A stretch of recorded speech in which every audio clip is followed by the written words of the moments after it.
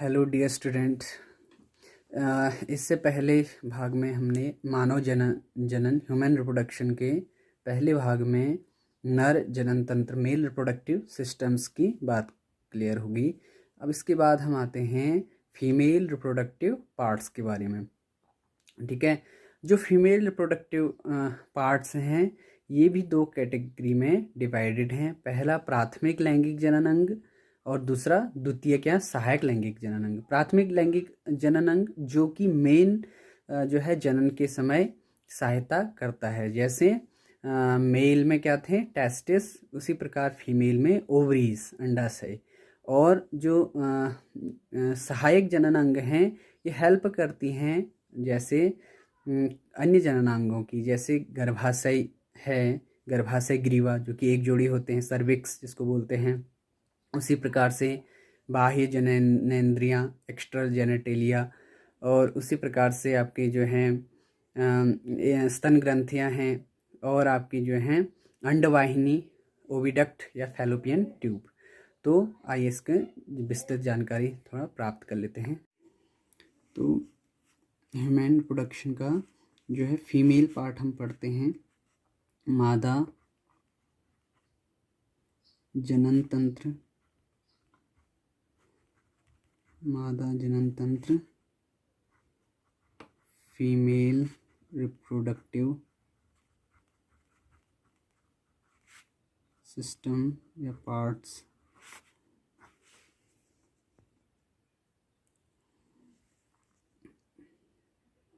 इसको भी हम दो भाग में कैटेगराइज्ड करते हैं। पहला प्राथमिक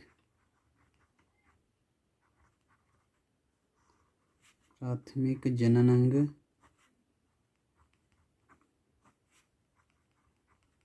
प्राइमरी, ठीक है, रिप्रोडक्टिव ऑर्गन्स, और दूसरा सहायक जनन अंग, ठीक है, जिसको हम एक्सिलरी बोलते हैं। जो प्राथमिक जनन अंग है उसमें केवल एक ही होगा, जिसको हम एक ही ऑर्गन जिसको हम बोलते हैं अंडाशय, ओवरीज, और ये एक जोड़ी पाई जाएंगे। और जो सहायक जनन अंग हैं इनमें गर्भाशय जिसको हम बोलते हैं यूटेरस या वॉम्ब भी बोलते हैं इसको, दूसरा गर्भाशय ग्रीवा, गर्भाशय ग्रीवा जिसको हम बोलते हैं सर्विक्स,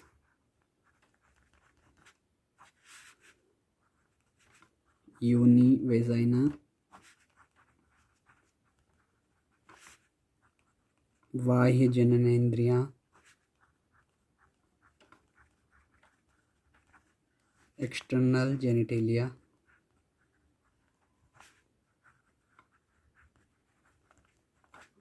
और स्तन ग्रंथियां,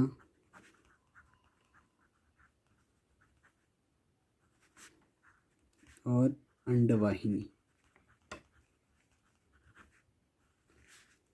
इसको ओविडक्ट बोलते हैं, और फैलोपियन ट्यूब भी इसको बोलते हैं।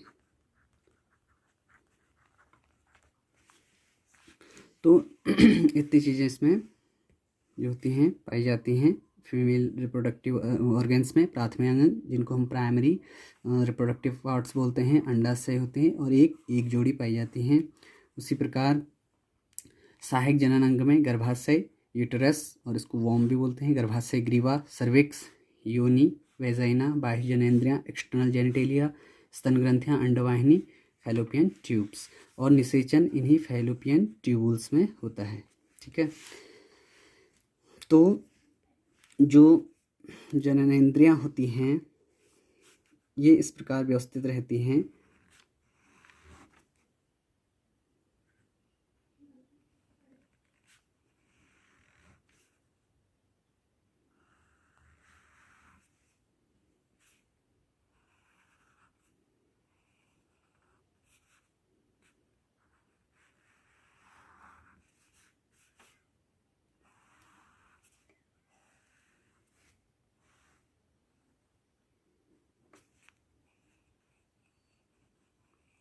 इस प्रकार से मादा में जो है वेजाइना,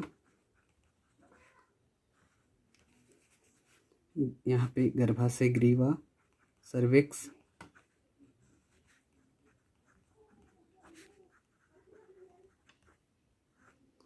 और कौन सा वर्ड इसमें, वेजाइना हो गया, ठीक है, अंडवाहिनी,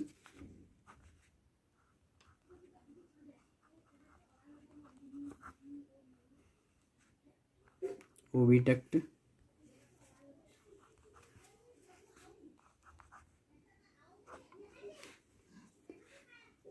ठीक है, और अंडाशय।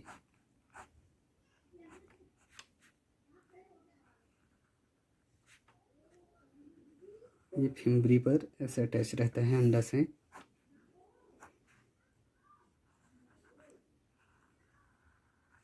इस प्रकार से यहाँ पे क्या होंगे, जो ओवरीज हैं, ओवम। तो इस प्रकार से ये कितने होते हैं, एक जोड़ी, एक यहाँ गर्भाशय भी एक जोड़ी होता है, गर्भाशय जो ग्रीवा है, ठीक है, और जो मेन गर्भाशय का पार्ट है ये होता है यूट्रस, ठीक है, यूट्रस का पार्ट ये होता है गर्भाशय ग्रीवा यानी सर्विक्स, यूट्रस, और ये क्या होते हैं, अंडाशय, अंडाशय, ओवरीज, ठीक है। तो इस प्रकार से ये पार्ट होते हैं। बाकी ये जो ये अंगुली सदृश रचना है इसको हम झालर बोलते हैं, फिम्बरी, फिम्बरी, ठीक है। और फिम्बरी के ठीक ऊपर यहाँ पे एक होता है कीपक, जिसको हम बोलते हैं इन्फेंडिब्यूलम, इन्फेंडिब्यूलम, ठीक है। और इसके ठीक ऊपर होता है, ये अंडवाहिनी के भाग हैं, ठीक है, कि झालर, फिम्बरी, कीपक और इन्फेंडिब्यूलम। इसको हम यहाँ पे होता है एम्पुला, एम्पुला, इसको हम तुम्बिका भी बोलते हैं हिंदी में। थोड़ी सी हिंदी इनकी जो है बहुत तगड़ी होती है, एम्पुला, ठीक है। आप कोशिश करिए कि इंग्लिश में याद करने का हैबिट डालिए इनको, एम्पुला। और यहाँ पे होता है एक संयोजक जिसको बोलते हैं हम स्थूमस, स्थूमस। तो इसके अंडवाहिनी के 4 पार्ट हैं, झालर, कीपक, एम्पुला और स्थूमस। और जो शुक्राणु हैं, स्पर्म्स हैं, वो यही 2 जगहों पे मिलते हैं, स्थूमस और ये एम्पुला के बीच में मिलते हैं। यहाँ से ओवरीज, यहाँ से एग जो है रिलीज होते हैं जब, और स्पर्म्स यहाँ से आते हैं, तो ये एम्पुलरी स्टोमस जंक्शन पे ही मिलते हैं, ठीक है। इसके आगे हम इसको डिस्क्राइब करेंगे आगे। और तो एक बार आपको क्लियर हो गया होगा, ठीक है, गर्भाशय यूट्रस का पार्ट, ठीक है, एक जोड़ी गर्भाशय ग्रीवा। एक चीज़ इम्पोर्टेंट ये है कि ये जो है अंडाशय है, अंडाशय का पार्ट, और अंडाणु यहाँ पे बनेगा, ठीक है। और ये जो कि एक जोड़ी होते हैं, अंडाशय के एक जोड़ी होते हैं, तो चाहे यहाँ से बने एग, चाहे यहाँ से बने, तो अंडाणु बनेगा।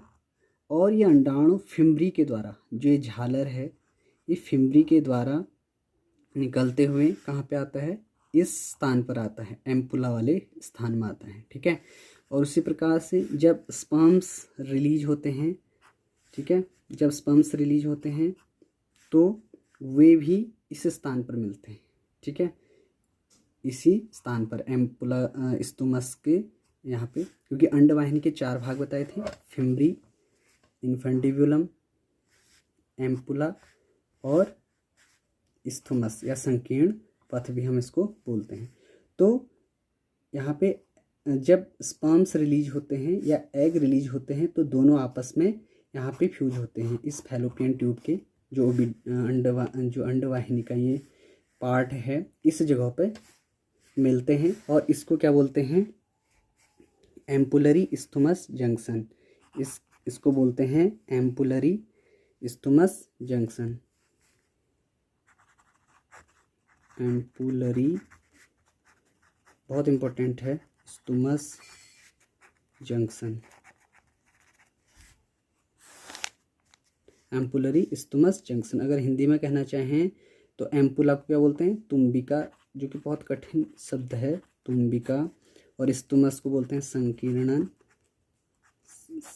तुम्बिका संयोजक संकीर्णन पथ भी आप इसको बोल सकते हैं, संकीर्णन पथ, ठीक है, या एम्पुलरी स्तुमस जंक्शन।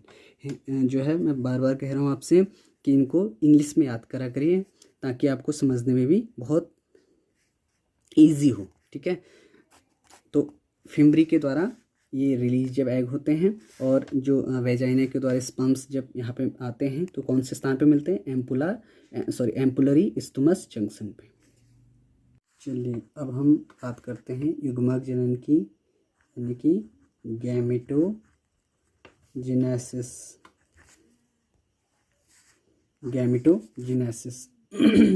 आपको याद होगा पिछले लेक्चर में गैमेटोजेनेसिस बताया था। युग्मक जनन दो प्रकार से होता है, नर में जिसको हम बोलते हैं शुक्राणु जनन, और मादा में अंडाणु जनन, ठीक है। शुक्राणु जनन को हम बोलते हैं स्पर्मेटोजेनेसिस और अंडाणु जनन को हम बोलते हैं oogenesis, ठीक है। तो पहले हम शुक्राणु जनन। अब शुक्राणु जनन को पढ़ने से पहले आपको फीमेल रिप्रोडक्टिव पार्ट्स पता होने चाहिए। अब मैंने आपको बताया था, थोड़ा सा यहाँ पे देख लेते हैं। फीमेल रिप्रोडक्टिव पार्ट्स में एक टेस्टिस में इस प्रकार की संरचना होती है, ठीक है। टेस्टिस के पार्ट आप देख लीजिएगा। उसके बाद इस प्रकार से उसमें टेस्टिकुलर लोब्यूल्स होते हैं, वृषणीय पिंडक बोलते हैं। ये लगभग कितने होते हैं, 150 के समथिंग होते हैं, ठीक है। और प्रत्येक वृषणीय पिंडक में 3 शुक्रजन कोशिकाएं होती हैं। प्रत्येक वृषणीय पिंडक में 3 इस प्रकार से शुक्रजन, ऐसी बहुत सारे होंगे, ठीक है। तो इस प्रकार से प्रत्येक वृषणीय पिंडक में 250 वृषणीय पिंडक होंगे, ठीक है। तो इन्हीं जो टेस्टिकुलर लोब्यूल्स हैं इसमें शुक्रजन कोशिका होती है, ठीक है। अब ये मैंने बहुत बताया था आपको डीपली, शुक्रजन कोशिका, इसी शुक्रजन कोशिका में शुक्राणुओं का निर्माण होता है, स्पर्मेटोसाइट्स, शुक्राणु का निर्माण, स्पर्म्स का निर्माण होता है, ठीक है। अब जो स्पर्मेटोसाइट्स हैं, जो स्पर्म्स हैं, उनका निर्माण कहाँ होता है, शुक्रजन कोशिका। और शुक्रजन कोशिका भी 2 प्रकार से होती हैं, ठीक है। जो शुक्रजन नलिका है, इसमें शुक्रजन नलिका, इसमें 2 प्रकार की कोशिकाएं पाई जाती हैं, शुक्रजन कोशिका, ठीक है, और दूसरी सर्टोली कोशिका,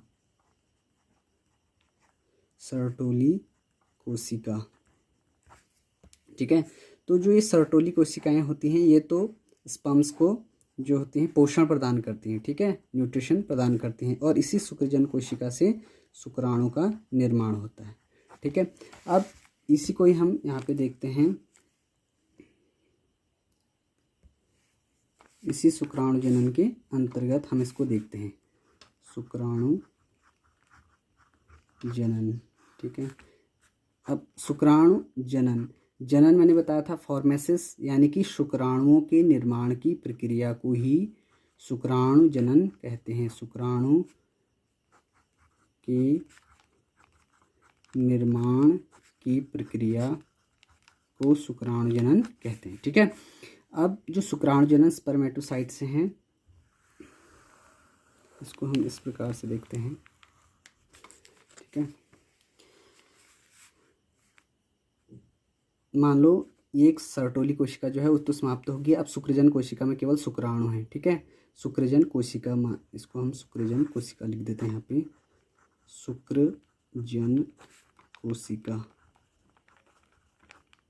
शुक्रजन कोशिका, ठीक है। और आपको पता है कि इसमें कितने गुणसूत्र होते हैं, 46, मतलब शुक्राणु जनन कोशिका में कितने गुणसूत्र होते हैं, 46 होते हैं। तो इसलिए मैंने यहाँ पे 46 लिखा है और 2n लिखा है। अब यहाँ पे शुक्रजन कोशिका में समसूत्री विभाजन होता है, समसूत्री विभाजन,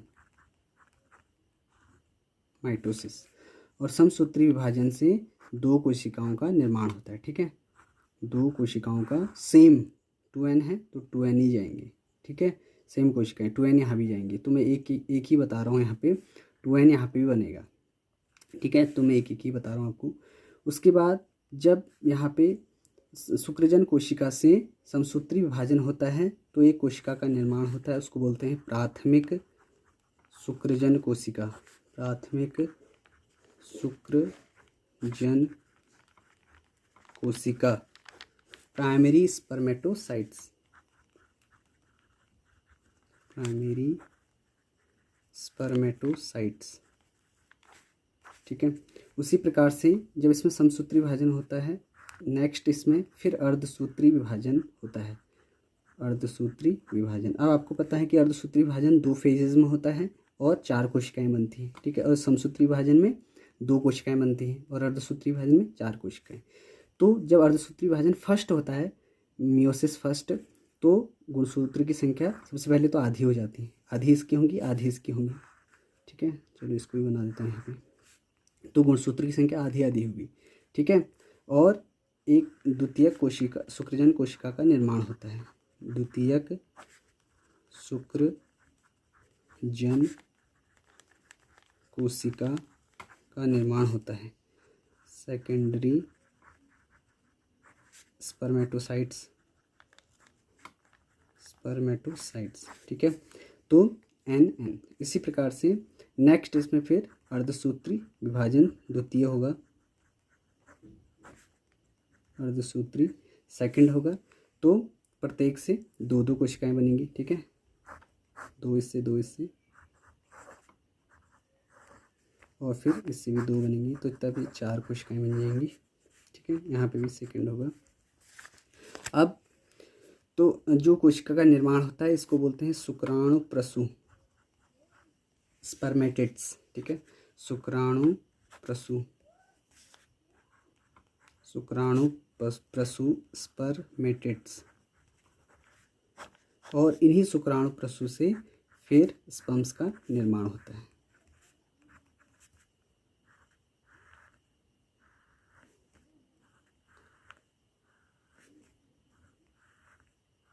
इन्हीं शुक्राणु प्रसू से शुक्राणु का निर्माण होता है, शुक्राणु का निर्माण होता है, जिसको हम बोलते हैं स्पर्म्स, ठीक है। और ये क्या होते हैं? नर युग्मक, नर युग्मक। तो इस प्रकार की इसमें पूरी विभाजन होता है, ठीक है। तो इस प्रकार से जो शुक्राणु जनन की ये पूरी शुक्राणु जनन की प्रक्रिया है, ये किशोरावस्था में शुरू होती है, ठीक है। अब ऐसा क्यों होता है किशोरावस्था में? किशोरावस्था में इसके लिए एक GnRH हार्मोन्स रिस्पॉन्सिबल होता है, ठीक है। गोनेडोट्रोपिन रिलीजिंग हार्मोन्स, ये रिस्पॉन्सिबल होता है, गोनेडोट्रोपिन रिलीजिंग हार्मोन्स। ये क्या करता है, जो GnRH है, ये अग्रपीयूष ग्रंथि पे अटैक करता है, ठीक है। एंटीरियर पिट्यूटरी ग्लैंड्स पे अटैक करता है और उसको मतलब स्टिमुलेट करता है, ठीक है।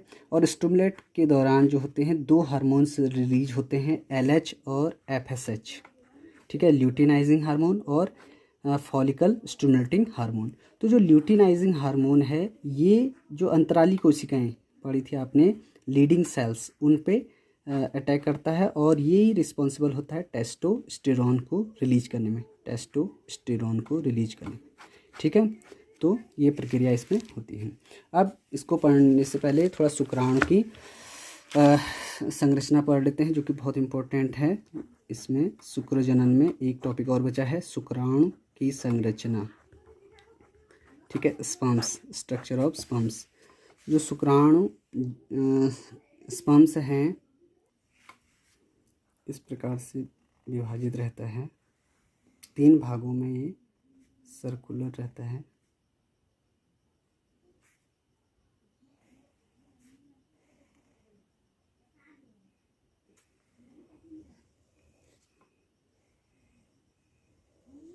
इस प्रकार से 3 रीजन में डिवाइजिबल रहता है, फर्स्ट वाला पार्ट जो होता है इसको हेड रीजन बोलते हैं, ठीक है। इसमें एक्रोसोम होता है, एक्रोसोम, और मिडिल में इसके न्यूक्लियस होता है, सेंट्रियोल वगैरह न्यूक्लियस,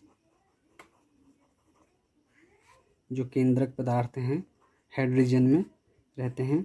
उसके बाद यहाँ पे जो है इस प्रकार से माइटोकॉन्ड्रिया अटैच रहता है,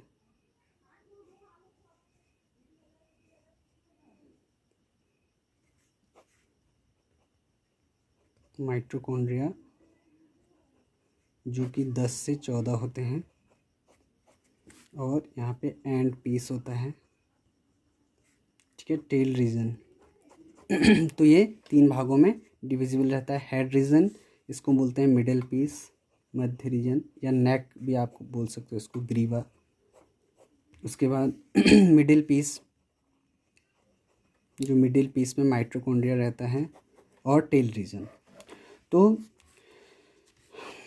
जो ये टेल रीजन है यही मूवमेंट करने का काम करता है। जब यह वेजाइना के थ्रू कहाँ पे मिलता है, इस्थमस, एम्पुलरी इस्थमस जंक्शन में मिलता है, एम्पुलरी इस्थमस जंक्शन पे ये मिलते हैं, कौन, स्पर्म्स और तो ये जो होता है वेजाइना के थ्रू एम्पुलरी इस्थमस जंक्शंस पे एग के साथ फ्यूज़ करता है, ठीक है। अब इसको गति करने के लिए ऊर्जा कहाँ से मिलती है, वो मिलती है माइटोकॉन्ड्रिया से, ठीक है, माइटोकॉन्ड्रिया। और एक्रोसोम का क्या काम है, जो हेड रीजन में एक्रोसोम है, ये एक्रोसोम कुछ रासायनिक पदार्थों का स्रावण करते हैं, रासायनिक पदार्थ का स्रावण करते हैं, जो कि जो एग है, जब आप फीमेल पार्ट पढ़ोगे तो उसमें एक लेयर होती है एग की, जिसको बोलते हैं जोना पेल्यूसिडा, जोना